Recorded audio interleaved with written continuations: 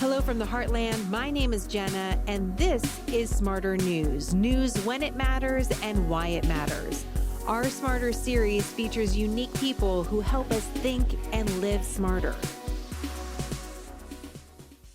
Well, the term never forget is a term that we hear very often related to the terrorist attacks of 9/11. And it takes on a different meaning depending on how it's used. Sometimes it's never forget the victim. Sometimes it's never forget the events. Sometimes it's never forget who did it. But through the last several years, in fact, the last several decades, the term never forget has now applied to those who have made the ultimate sacrifice for the nation in war.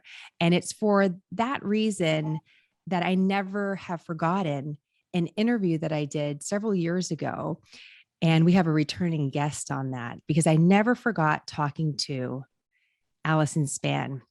She's a journalist. She's also the daughter of Mike Spann.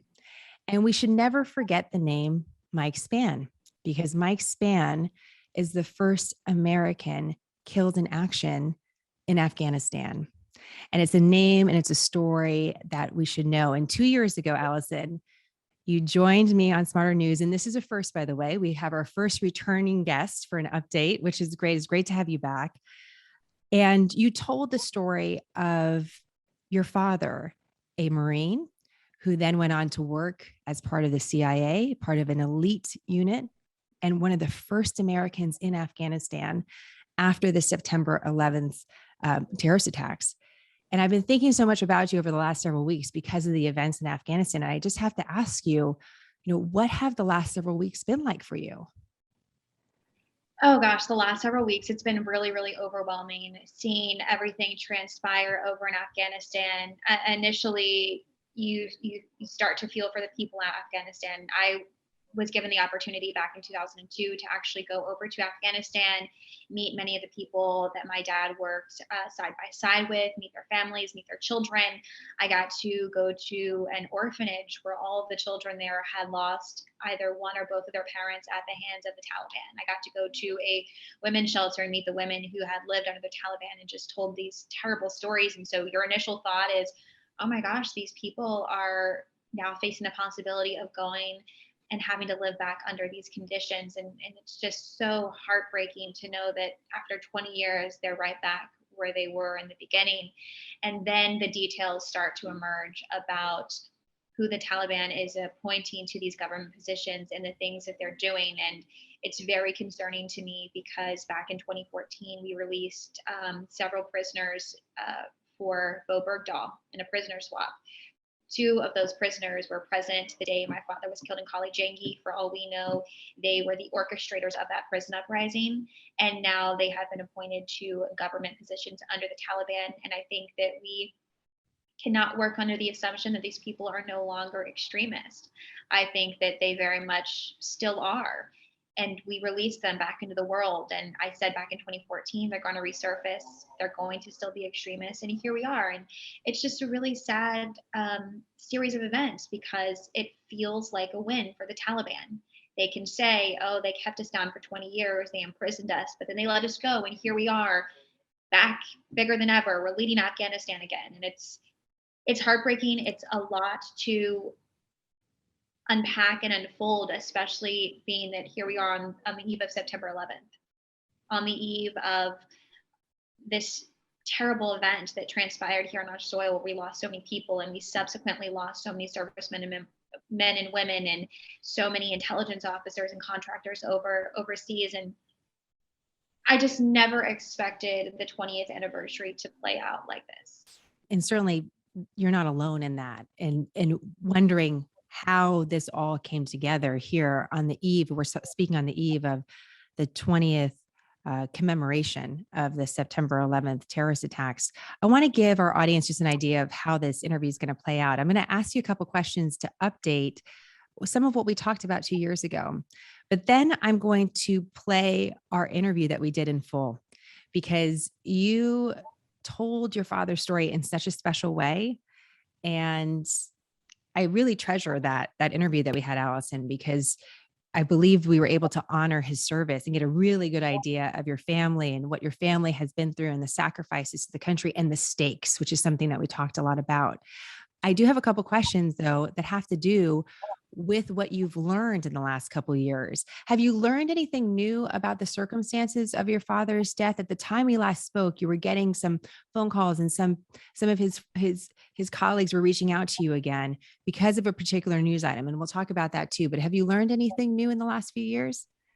I have not learned anything that I didn't already know, but I've gotten a chance to sort of delve deeper into some of the details. My grandfather, you know, he's done a lot of research and he has collected a lot of pieces of information that I have recently gotten a chance to look over.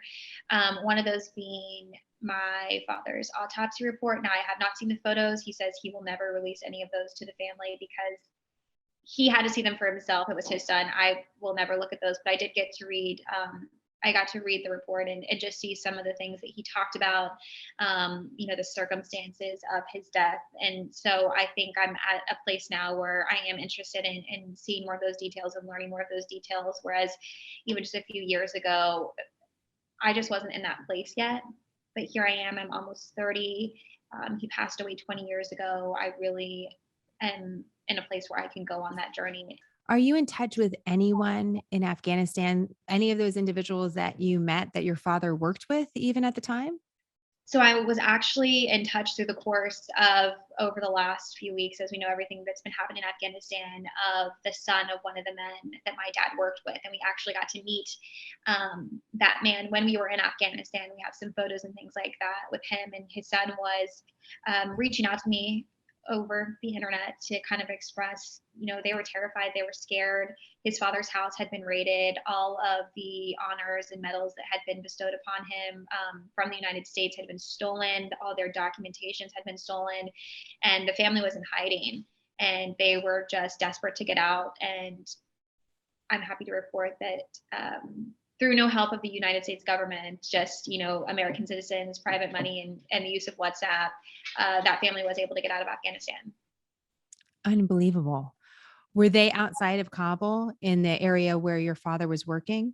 They were located still in Mazar-e Sharif. Right. So they were in. So just so people know, and just the geography a little bit, Mazar-e Sharif is north of Kabul, and it's in the area, Allison, if I'm correct, where the Northern Alliance was. Yes. The Northern Alliance is the way that we describe a group in Afghanistan that was helping the United States against the Taliban right at the beginning of the war in Afghanistan.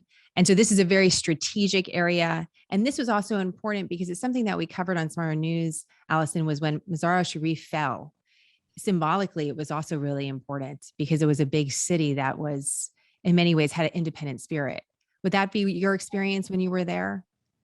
I would say so. And I think it was really significant just for my family because that's where my dad did a lot of his work. That's the city that he passed away in. And when I saw that city had fallen to the Taliban, it was just hard. It was very surreal to know that, so many people, not just Americans, but so many of those Northern Alliance guys sacrificed to free that area and other areas from the rule of the Taliban that was, from all accounts that I heard, so oppressive, so scary to live in.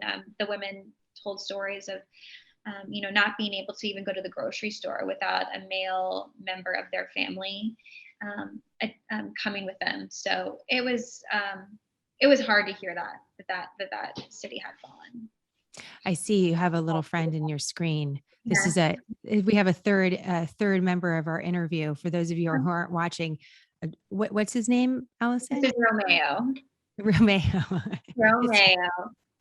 New little puppy. This is good. He can join in. I think sometimes it's nice to have some animals around. It helps the conversation a little bit. Your father, and what our audience will hear, he was killed in a prison uprising, a very violent prison uprising. And one of the people that was in the prison at the time was actually an American named John Walker Lind. And you might have been familiar with this name if you were really tuned in to the news cycle 2 years ago, but even further back than that, because John Walker Lind was brought back to the United States. He ended up serving time in an American prison for being an enemy combatant, for working against the United States. He trained in an Al-Qaeda training camp. He was working with the Taliban against the United States. This is what we discussed in the interview. And the reason why we talked in 2019 was that he had just been released early. Have you heard anything about John Walker Lindh since that time, Alison? He's living in the United States as a free person. Right. It's been eerily radio silent. We have not been given any information. I haven't heard anything about John Walker Lindh. Last information we got was that he is residing in Northern Virginia and he is being closely monitored, whatever that means. We're not really sure what even the parameters of that surveillance looks like. But I have no idea what John Walker Lindh is doing. I don't know who he's communicating with, and I think it would be important to know just being the time that we're living in now, but I have no idea. You describe very specifically, and I'll let you tell the story a little bit later as people listen to the interview about the interaction between John Walker Lindh and your father. And it's a really important part of the story. So listen carefully for that. The other thing that we talked about is that John Walker Lindh is one of many Americans who are actually held in prison, enemy combatants, those who have worked against the United States in the war on terror. And there's a big question again of what happens when they are released. The numbers are difficult to find, Alison, of exactly how many we're talking about and all of their circumstances. But one of your concerns over the years has been how we're handling these American prisoners once they are going to be released. Talk to us a little bit about some of what you think is important legislatively. You've at times reached out to lawmakers on this issue. What should every American know about this topic?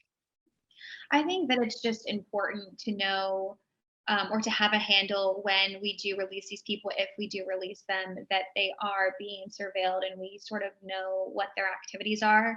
I think that's especially important in light of the Taliban prisoners that we've released who have since gone back and are actively working for the same organizations that they were 20 years ago. It's very obvious and very clear that there has been no reforming of these individuals. They're still very much extremists, which we've seen the results of extremists in power.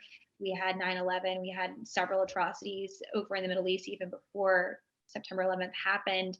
And I don't think that it's wise to have people who once believed these things, once fought for these ideals, if you will, out on the streets. And I think that there needs to be a set policy in place for how we handle them. If we are going to allow them back into American society, what is that going to look like? And I think that that becomes an even more important question now in light of what we're seeing, because we don't want to, set ourselves up for more possible, attacks or atrocities on our soil or anywhere else. Well, it really brings home too. We Afghanistan still feels very far away. And most of us, I haven't been there, despite a few different attempts. Alison, I've never been able to go and report from the ground. Obviously, you've been there, and I think that's such an invaluable experience personally, but also professionally at this point, to know what it actually looks like. The reason why this story is important is that we think terrorism is much farther away, but we could be releasing people on our own soil that have partake in the war on terror against us. And we could be, we don't know all the circumstances, could be releasing them on our streets, just like anybody else. And there's a big question, a big debate, a big healthy one, and I'm sure we'll cover it, about what exactly should be done. The way this interview is going to start, when people hear it, is you're going to be reflecting on your life. You were in elementary school at the time on 9/11, and you kind of replay what happened that day and how this whole series of events starts to happen for you. And I'm just wondering, now 20 years later, after that event, what are the thoughts that you have? What are your reflections as we near this moment? So I've been thinking about, the 20th anniversary and how it's been 20 years since this, significant event in all of our lives happened. And I've just been reflecting back. It's so crazy. I was only 9 at the time, but I can remember that day crystal clear. It's sad, but it's one of my most vivid memories.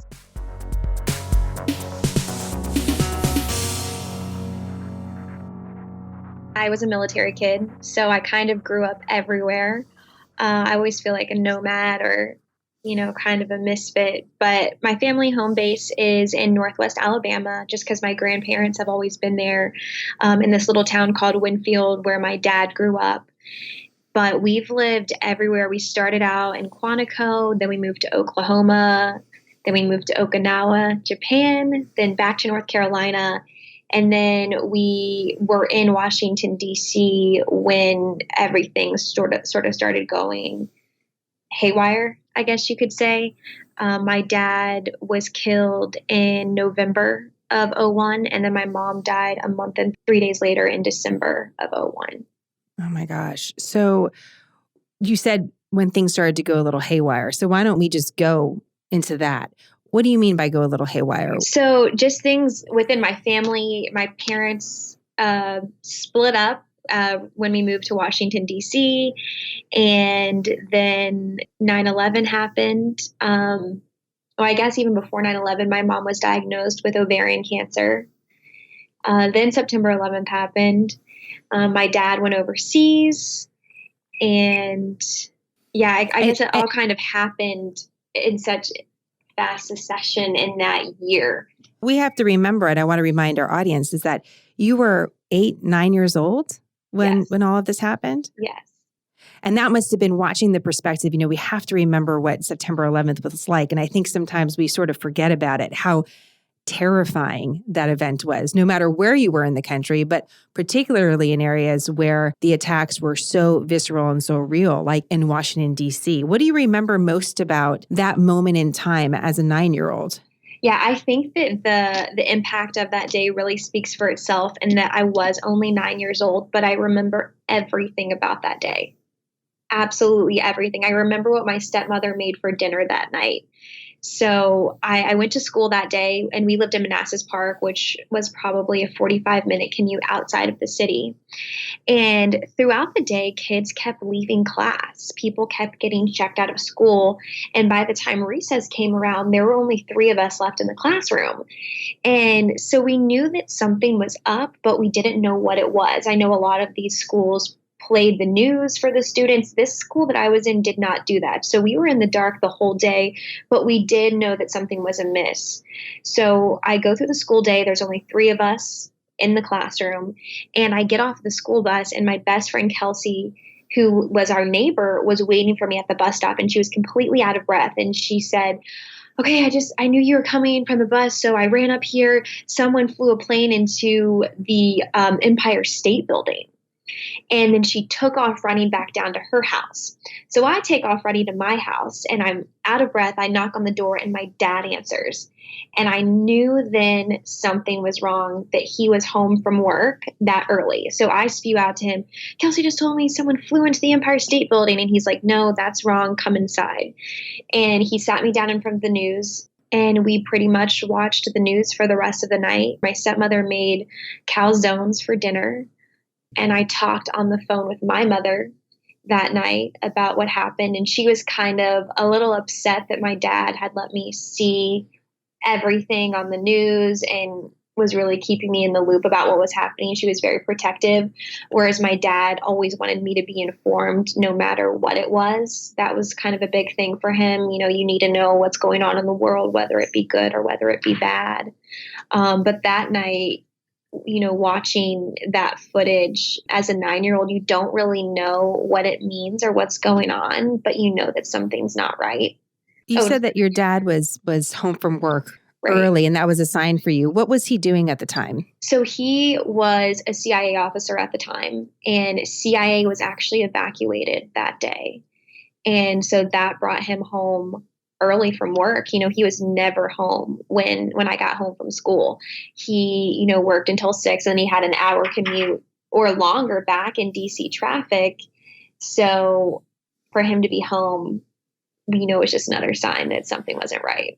And he wasn't always part of the CIA, right? How did he begin his military service that brought you to so many different places in the country and in the world? Yeah. So actually, when my father was killed, the local library in Winfield, Alabama, where my dad grew up, gave my grandmother a book about the CIA that my dad had checked out when he was in high school. And it was back when you would still write in the front of the book your name and the date that you checked it out. So from early on, my dad knew that eventually he wanted a career in the CIA. but he went to college. He went to Auburn for 4 years, and he graduated in criminal justice, or he got a degree in criminal justice, and then immediately joined the Marine Corps. He was in the Marine Corps for 8 years. He was a captain. And after 8 years in the Marine Corps, he finally decided to make that jump to CIA. I was so young at the time. I remember they came, we lived in Jacksonville, North Carolina, right before my dad entered the CIA. So he was stationed at Camp Lejeune. And I remember them coming to our house for an interview with him. And I remember the move to DC and all that stuff. But at the time, I didn't know that it was an interview for CIA. I actually thought my dad worked for the State Department until he was killed. So let's fast forward then a little bit, because the time between September and November is not that long, but a lot happens. So walk us through, again, from the perspective of a 9-year-old, but also from what you know now, what was your dad's journey to Afghanistan like? So, I don't really know much about exactly what led him there. I was 9, but the way he explained it to me as a 9-year-old is I have to go over there so that they don't come here and commit another act like September 11th. So, for me, I'm thinking he's going over there to fight all these guys that carried out September 11th, which is exactly what he was going to do. And that was scary as a 9-year-old. I did not want my dad to go. He had been going places my entire life. He was gone a lot with not only the CIA, but also the Marine Corps. He was deployed a lot. So I was used to that, but I had never been scared or fearful of him going anywhere like I was when he told me he was going to Afghanistan. And I think a lot of that probably has to do with what we all witnessed on September 11th. When you see something like that and then know that your dad's going over there with people who did those things, it's really scary.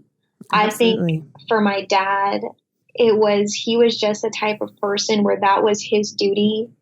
That was his calling. He felt that in order to protect his family, that was something that he had to do. I've often thought, because my mother was extremely ill by this point, I think every adult in my life knew that she wasn't going to make it. I still, naively thought that she would survive. And I've often looked back and thought, gee, like with my mom being so ill, why would my dad leave, putting himself at risk to also leave us, without a parent, without any parents. And I just think that my dad felt such a calling to go over there. I don't think anything could have kept him from going.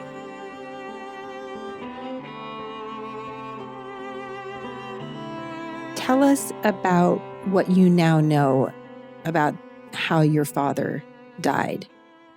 So it's been a bit of a journey, especially recently. When everything happened when I was 9, I was told bits and pieces. I actually even traveled over to Afghanistan, and I was in Mazar-e-Sharif. I went to Kali Jangi, the prison that he was killed in. I stayed with General Dostum, who my dad worked with over there. But still, everyone has a different story of what happened. My grandfather has done a lot of digging, and he's talked to a lot of people. And so I know most of my information from my grandfather. Now, I've had several of my dad's colleagues reach out to me in recent weeks saying, if you want to know anything about your dad, I was over there with him. And so I think that's going to be really interesting for me to actually get to talk to them and hear firsthand information. But from what I know, my dad was part of an elite CIA team called the Alpha Team, and they were dropped into Afghanistan alone with really no military backup. They were alone there for 3 days before military backup was dropped into the country as well.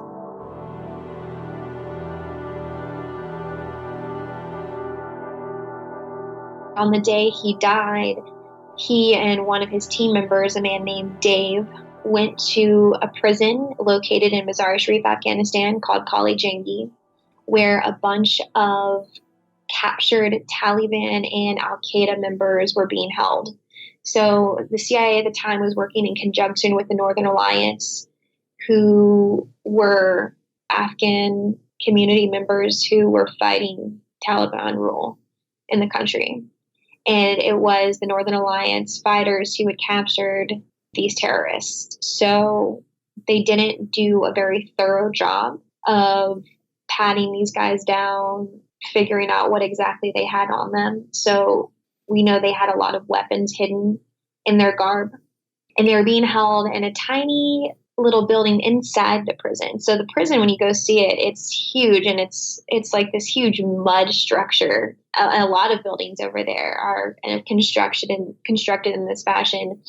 And inside there's this pink building. It's tiny in comparison to the rest of the prison, and that's where these guys are being held, and they're being brought out one by one, or in small groups at a time, for my dad to interview them and try to figure out what they could about Osama bin Laden and his whereabouts. So then there's video of all of this. There's video of my dad interviewing a lot of these people, including John Walker Lynn. And in some of the video footage that we've seen, my dad's interviewing a prisoner, and you can hear sort of an explosion or a pop in the background. And that's when that sets everything into motion. But essentially, while they were in the pink house, these prisoners concocted an uprising.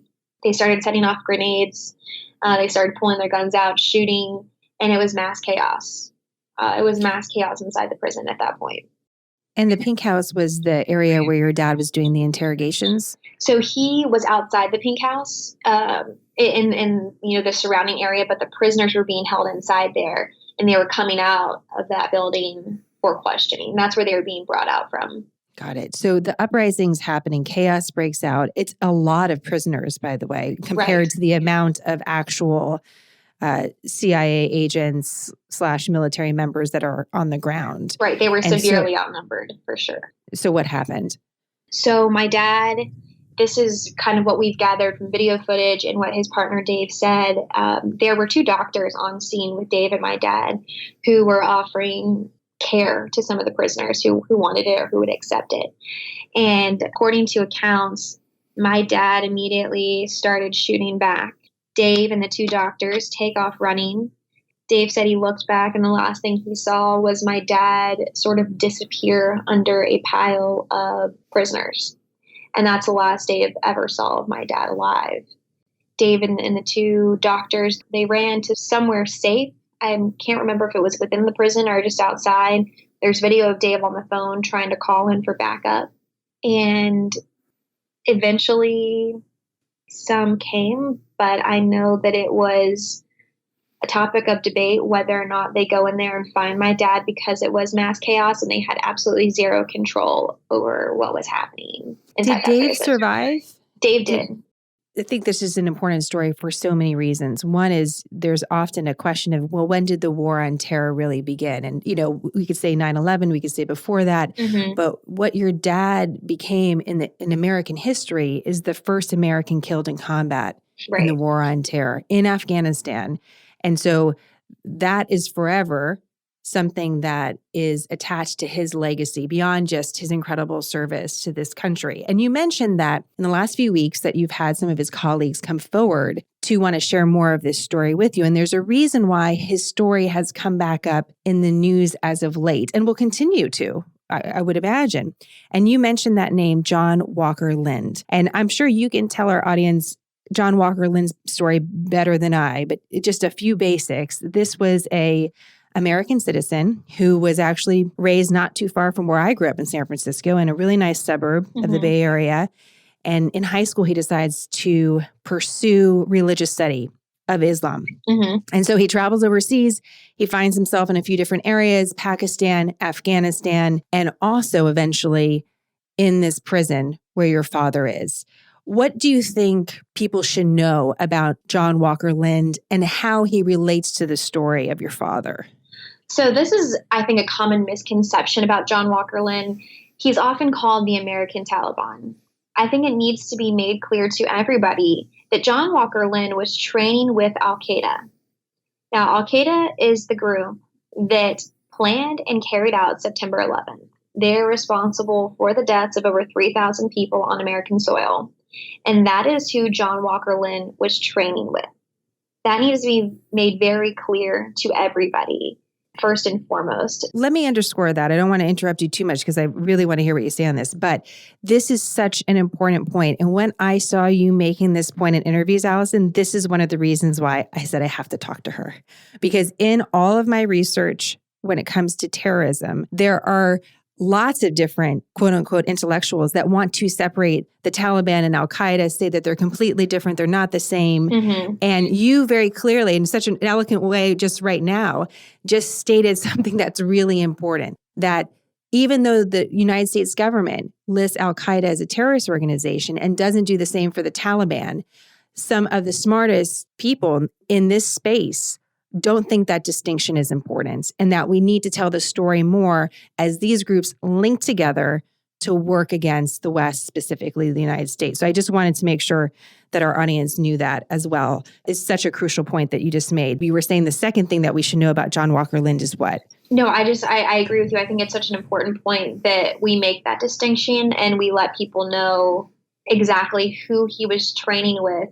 You know, it wasn't just some terrorist organization across the seas. It was the terrorist organization that planned the most horrific attack on American soil and kicked this whole thing off. And furthermore, John Walker Lindh has admitted that he knew of two groups who were coming to the United States to carry out attacks. He knew that. He stayed. He knew the September 11th attacks had been carried out. He still stayed with these groups. He was there before the attacks were planned, while they were being planned, and after they had been carried out. And the way that his family, or particularly his father, tries to tell the story, their narrative is John Walker Lindh was on a religious quest to find out more about Islam, and he just stumbled into an Al-Qaeda training camp. I think that is such a slap in the face for actual religious scholars. You don't accidentally stumble into an Al-Qaeda training camp. Well, and you've actually been in Afghanistan, which is important.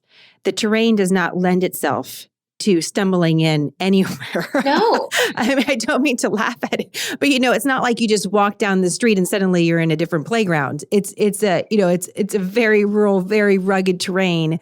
And with these particular groups that he was traveling with, they were in very specific areas. Right. And, another thing that I think debunks that narrative is that I don't know if you've seen the video footage, but there is video footage of my dad interviewing John Walker Lindh. And it's very apparent at the very beginning of the video that my dad knows that John Walker Lindh is from the West somewhere. He asked him, "Where are you from? Do you speak English?" Repeatedly trying to get information from him. He offers aid. He tries to explain to John Walker Lindh, the groups that you're with carried out the September 11th attacks. There were Muslims in the towers that day. Does the Quran teach that? John Walker Lindh was silent throughout this entire thing. He never said a word to my dad. So to paint the picture of this young kid who got lost on his religious quest and was so desperate to get out and was so desperate to help, that doesn't jive with the video that we see of him being offered help by an American and turning it down by not speaking.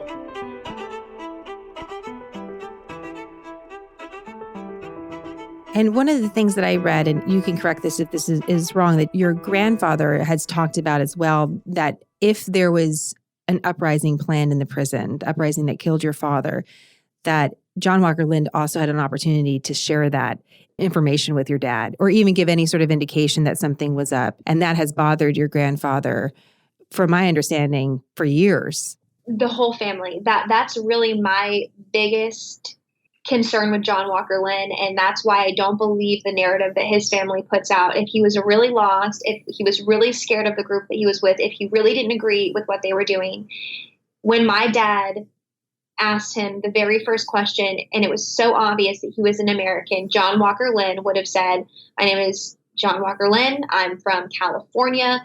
I'm here with these groups. I want help. This is what they have planned. Let's get out of here." I mean, anybody who is supposedly in that situation, who's scared, who doesn't want to be with the group that they're with, who's so terrified as his dad tries to paint the picture, that's exactly what they would do. They would jump at the opportunity of an American, a fellow American offering help, and he didn't do that. Not only did he not tell my dad of the prison uprising that was about to happen, he didn't say anything. He chose to stay silent. He chose not to say a single word. And that to me is evidence enough that he was not only a part of those groups, but he was in on the prison uprising. He knew it was going to happen and he didn't care. So now one of the reasons why we're talking about John Walker Lindh is what has transpired in the last several years. And I'm just going to kind of breeze through a couple of these details. John Walker Lindh is eventually detained by American forces. He comes back home to the United States. He faces trial for a number of different reasons. He's not tried in some of the harshest charges that could be waged against him. And I can explain a little bit of that later. But he ends up going to prison. And just this past Memorial Day, right before Memorial Day weekend, he is released early, just a few years early, but early from what would be 20 years behind bars. And what is interesting, you're a journalist, Alison, and one of the things that's always interesting, you take a step back from these stories, is I see your two families, these two American families linked forever. You have your father, the first American killed in combat in the War on Terror. You have John Walker Lindh, who is the first American born detainee in the War on Terror. And as of today, he's free. Under surveillance, probation, he has certain restrictions. But talk to us about what that's been like to witness that and to see him, now he's in his late 30s, serve time, and now free. What do you think? First of all, the 20-year sentence was never something that we agreed was appropriate punishment for what he had done, not only to my family and to my dad, but to the entire country. I feel that he also has responsibility in what happened on September 11th. He was with these groups. He admitted that he knew of two groups at least that had come over to carry out some kind of attack on American soil. So the 20-year sentence to me was never appropriate, but that's the way that it went down. That's the way that it worked. The being released 3 years early because he was given credit or time served for good behavior is really the most shocking part of all of this, especially in light of reports that we've seen that he has continued to advocate for global jihad. He has continued to translate violent extremist texts. To me, that's not good behavior. What scale are we using in our prison system to judge good behavior? Is good behavior not causing fights within the prison? Is good behavior not giving the prison guards any trouble? Or is good behavior keeping everything, you're a good prisoner, you're doing everything that you're supposed to do in prison? Because to me, the translation of violent extremist texts and the advocating for global jihad while still behind bars doesn't equate to good behavior. So I think that we need to take a cold, hard look at exactly how they judged John Walker Lindh's good behavior in prison, because he's one of many that are set to be released in the next few years. And I don't think any of them deserve time served for good behavior. Even if he was a model prisoner, even if he wasn't advocating for global jihad and he wasn't still continuing to translate these texts, I don't think that he deserves or deserved to get out 3 years early. Well, you touched on so many important things there. And one of them is almost like we have this story about John Walker Lindh, and then we have the bigger picture, which is that we have these dozens of what some refer to as homegrown terrorists, but there's a debate about that term, dozens to hundreds of people in American prisons that are there because of terrorism charges, and a big question about how we're going to handle their release, because we don't have any sort of a process. We're kind of in this new era of the war on terror and what that means. And I'm just curious your thoughts, not only with such a personal connection, but also as a journalist now. Look how you have applied your experience and your skills in a way to help tell America's story. What you think Americans should know about this time and place that we're living in when it comes to how we're going to provide security for our friends and family. Look, my goal with all of this, we knew that the chances of John Walker Lindh having to serve those 3 years were very slim. Between the time we found out and the time that he was set to be released was only 2 months. So there wasn't a lot of time to do anything legally. My goal since coming to that realization and coming to peace with that was, what are we going to do for the future?